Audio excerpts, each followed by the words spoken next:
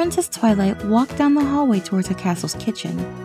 She was going to pick up the plate of brownies that she and Spike had baked the previous night for the town-wide picnic today. Twilight and the mayor had set up the picnic almost on a whim to celebrate the Zap Apple harvest and a much-needed break from petty conflicts. And Twilight was looking forward to it. She walked, humming cheerfully down the hall, bouncing a little in time to her improvised music. She knew she had plenty of time before the picnic started. She'd scheduled this all out well in advance and had made sure to allow a few free minutes for any unexpected complications. But no crisis had come up so far, so it looked like she'd be early. Lost in her thoughts, happily re-reviewing her mental schedule/checklist for the day, Twilight turned a corner and came to the kitchen. The doors were closed, and she automatically reached out with her magic to open the one on the right. No need to open both gigantic glass and crystal doors for just one small pony. She barely stopped in time to avoid bonking her nose. The door hadn't opened.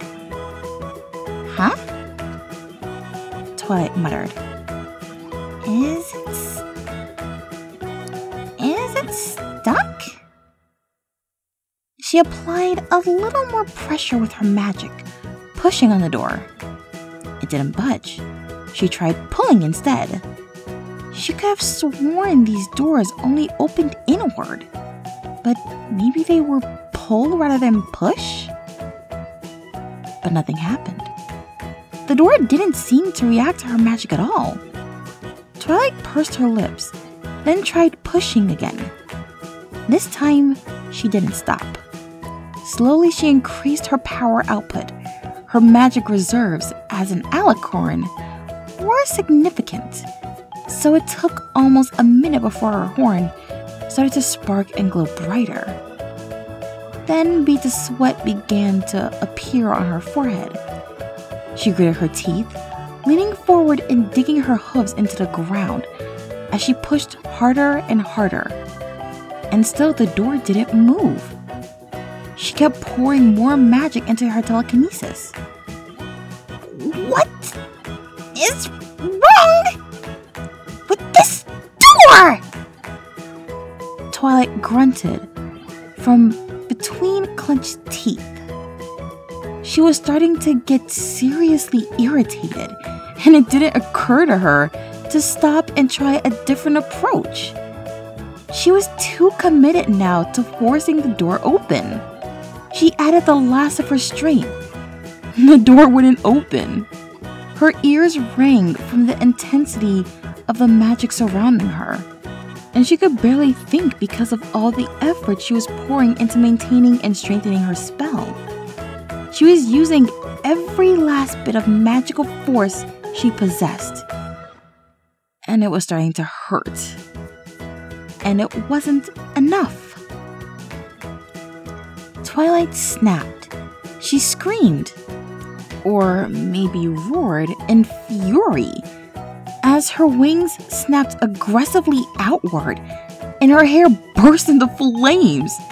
The sheer force of her telekinetic pushing backlashed and lifted her off the floor. Rage overloaded her thoughts, her feelings, and all her senses. She thrust again at the door, her fury giving her new strength, turning her telekinesis into a blast of pure destructive force. The unsuppressed wrath of an alicorn given shape. There was a resounding, eardrum-shattering boom, followed by a shockwave of intense heat, which Twilight barely felt in her literally flaming fury, and the smell of smoke. Then Twilight collapsed to the ground, the echoes of her screams dying out with the echoes of the explosion. She lay there for a minute on the floor, eyes closed, panting from exhaustion. Her rage was spent, and though her magic was quickly beginning to gather itself again, her whole body ached from the stress of such high-intensity casting. Her horn hurt worst of all, but slowly the ache subsided, and she regained her breath. At least it was all over now, she thought. She'd have to replace the door, but that could be done after she got her brownies and went to the picnic. Smiling, calm, she pushed herself into a sitting position and opened her eyes. Her jaw, figuratively, hit the floor. The door was still there, and it still hadn't moved. She looked around, hardly daring to believe her eyes. The blast had rebounded and hit the wall behind her. A massive chunk of castle wall and floor was missing, blown apart completely, but the kitchen was still intact, and the entrance into it was still very much blocked by an impossible door. What in Equestria? Twilight got up and walked up to the door. She stared at it for a minute. No, she said. She closed her eyes and dredged up the little of her magic that had returned, charging up a teleport. There was a familiar popping sound and the slight disorienting feeling of movement in a direction that couldn't be described as she slid her body between, and then she opened her eyes. The door was still in front of her. She was still on the outside of it. What the fuck? She screamed. No. You don't get to do this. This is my kitchen in my castle. You don't get to keep me out of it. You stupid door. I have plans for today, and you are not allowed to mess with them. So get out of the fucking way! And she turned, and more out of fury than an actual attempt to once again open the door, she gave it a solid buck with her hind legs. With a resounding crash, the door slammed open. Twilight turned. She stared at the now open door. Her eyelid twitched. Slowly, she walked up to the threshold and put a hoof across. Nothing happened. She took another step. Still nothing. There clearly wasn't anything trying to keep her out of the kitchen. She tentatively walked all the way in. Nothing. No curses. No invisible boundaries. The kitchen entrance acted exactly as it should. And that bothered Twilight. She took a deep breath, placing a hoof at her chest, and slowly drawing it outward. She went up to the now open door. She pushed it with her hoof. It moved easily, swinging smoothly back and forth with the lightest touch. Her eyelid twitched. She reached out with her telekinesis. The door wouldn't budge. Another twitch. A curl of hair sprung out of her mane.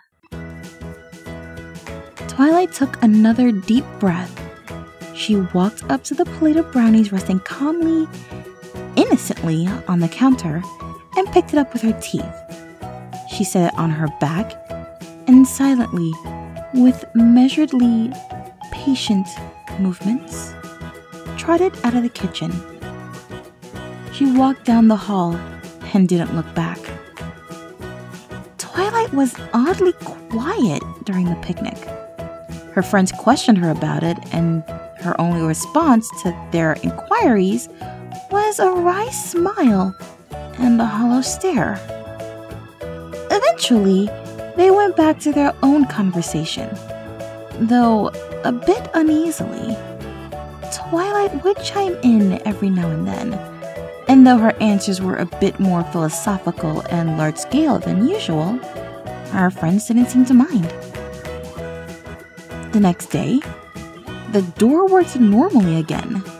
Twilight repaired the wall with as little notice as possible, hiring Maud to regrow it.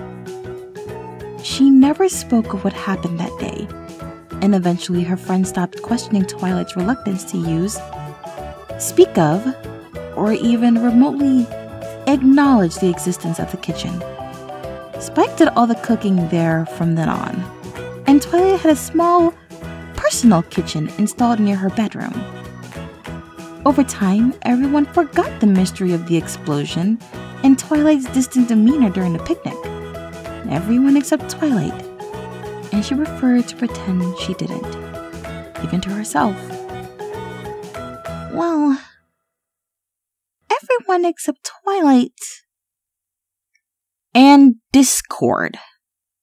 He had a good laugh over the whole thing, safely hidden in his private disaster area.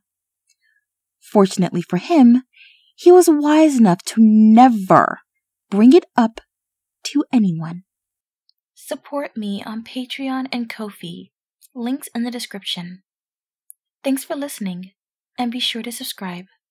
Good night, every pony.